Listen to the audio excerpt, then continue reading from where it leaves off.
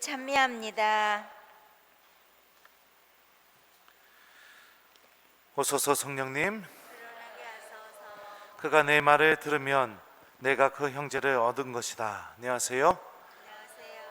예, 여러분들 이웃이 나한테 잘못하게 되면 주로 어떤 선택을 합니까?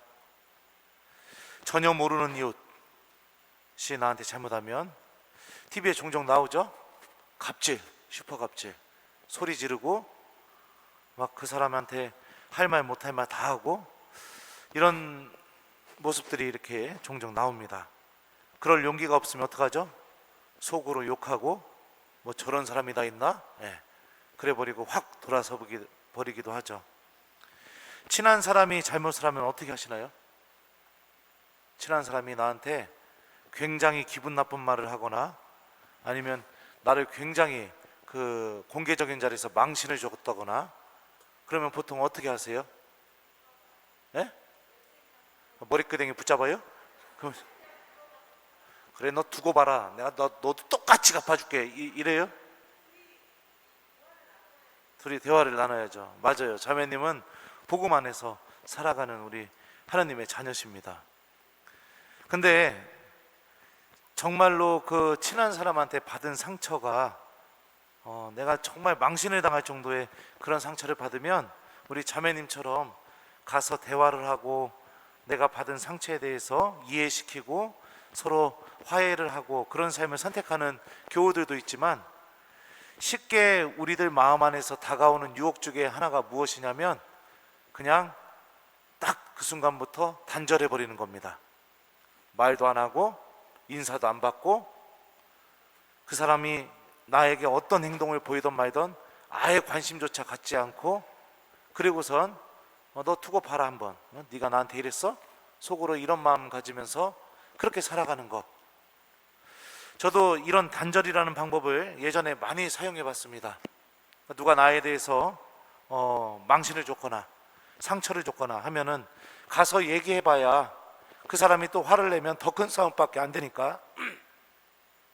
그리고 그렇게 얘기하는 것 자체가 너무 불편하니까, 더 힘들어지니까, 그래서 그냥 마음의 문을 딱 닫아버리고, 그래 그냥 말 얻으면 너는 이제 내 인생에서 아웃, 끝!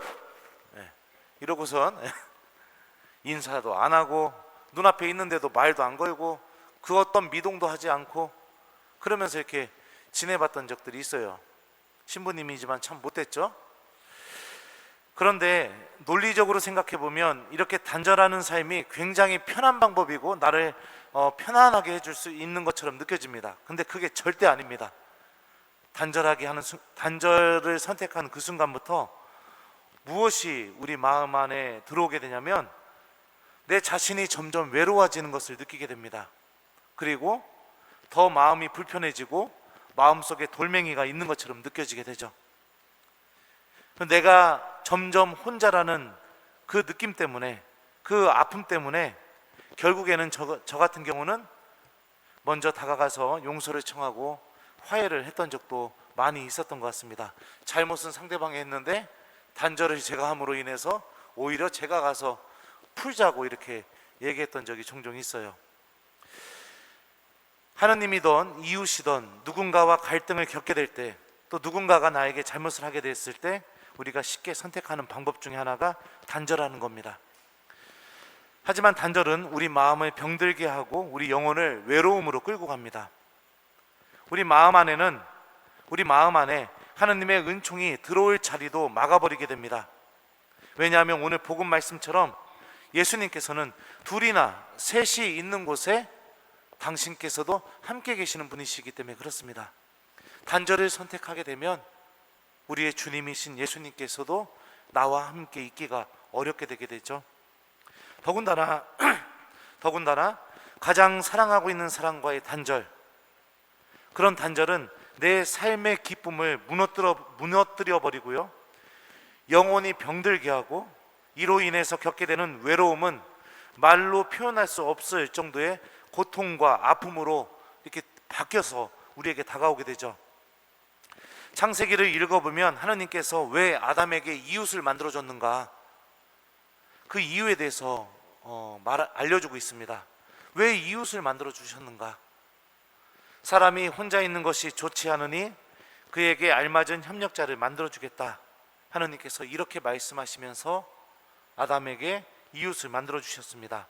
사람이 혼자 있는 것이 좋지 않으니, 바로 외로움이죠. 외로움. 그러니까 이 외로움이라는 것은 인간이 세상에 창조되고 나서 첫 번째로 느낀 감정입니다. 그리고 이 감정은 하느님께서 보시니 손수 만드신 모든 것이 참 좋았다 라고 고백되는 이 창조 질서를 거스르게 되는 감정이라는 것을 알 수 있죠. 그래서 하느님께서 아담에게 직접 손수 이웃을 만들어주지 않으시면 안 될 정도로 하느님께서 곧바로 하와를 만들어줄 수밖에 없을 정도의 그 정도의 심각한 문제였다는 것을 알 수 있습니다.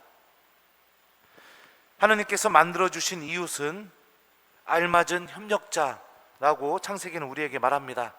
히브리 말로 알맞은이라는 사전적인 의미는요, 정반대의 이런 의미를 갖고 있습니다. 그리고 협력자라는 뜻은요, 힘이 되어주는 사람이라는 것을 의미합니다. 그러니까 하느님께서 나에게 만들어주신 이웃은 나랑 맞지도 않고, 나랑 똑같지도 않고, 나랑 내가 생각하는 대로 같이 생각하지도 않고 그런 존재입니다. 나랑은 완전히 다른 정반대의 사람 존재로서 나에게 힘이 되어주는 사람, 이게 바로 하느님께서 만들어주신 이웃이죠.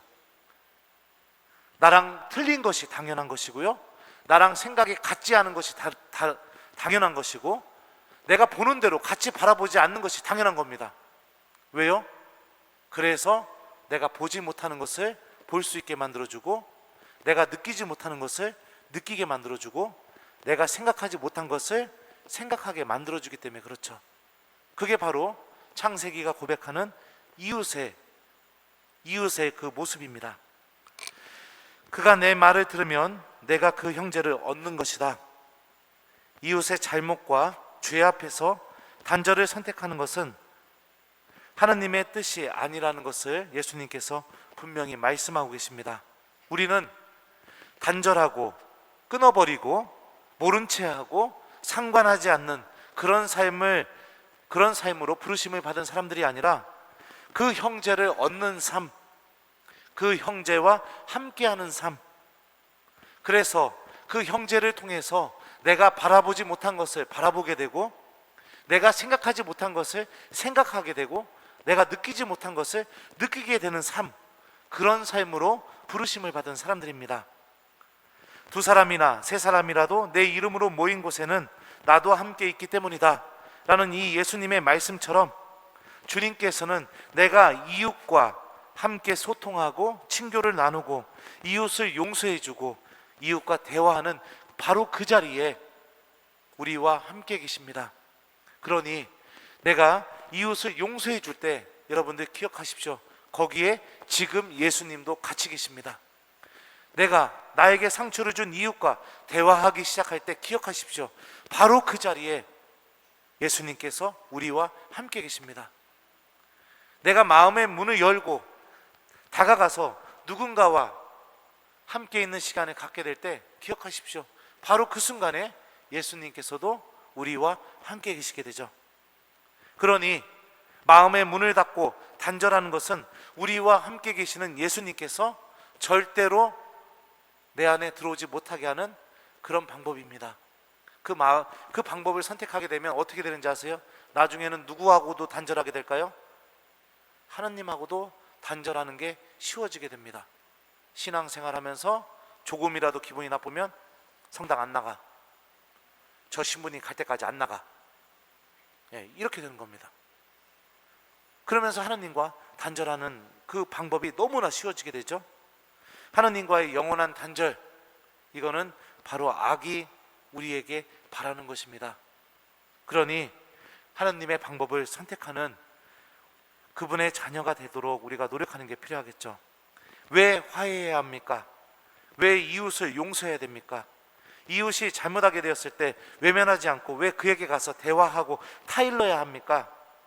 바로 내가 살기 위해서입니다. 내가 생명을 누리기 위해서입니다. 내가 하느님과 함께 하기 위해서입니다. 이 명확한 이유입니다. 이 이유를 잃어버리지 않게 될 때 우리들은 하느님의 도움으로 또 내 스스로도 하느님께 도움을 청하면서 이웃의 잘못, 이웃의 죄, 그 앞에서 그 형제를 얻기 위해, 그 자매를 얻기 위해 대화하는 사람, 그와 함께 있으려는 사람, 그런 선택을 하는 그분의 자녀들이 될 수 있을 거라고 생각이 됩니다. 그러니 여러분들 마음속으로 단절하지 마십시오. 그 사람 외면하지 마십시오. 인사도 안 받으려고 하지 마십시오. 마음속으로 완전히 쳐다보고 이런 것도 닫아버리는 그런 선택을 하지 마십시오. 하느님의 방법이 아닙니다. 하느님의 방법을 선택하게 될 때 주님께서 용기도 은총도 또 당신께서 함께 계시면서 그 얽힌 관계를 놀랍게 풀어주신다는 것도 믿으면서 이 하느님의 방법을 선택하는 신앙인이 되도록 오늘 노력하는 하루가 되었으면 좋겠습니다. 자, 오늘 숙제 주겠습니다. 오늘 숙제는 단절이 아니라, 요즘 젊은 애들은 단절을 뭐라고 부르는지 아세요? 강론 때 이런 얘기해도 되나 모르겠네요. 쌩깐다 이럽니다. 쌩이라고 해서요. 단절이 아니라 대화를 선택하는 하루, 함께 있음을 선택하는 하루, 형제를 얻는 것을 선택하는 하루, 이웃이 나한테 잘못했을 때 미소를 지으면서 괜찮다고 다음에 안 하시면 됩니다 라고 이렇게 용서해 주는 하루, 그런 하루를 보내면서 우리 예수님의 말씀을 오늘 하루 잘 실천하는 하느님의 자녀가 되도록 노력해 봤으면 좋겠습니다. 그가 내 말을 들으면 내가 그 형제를 얻은 것이다. 아멘.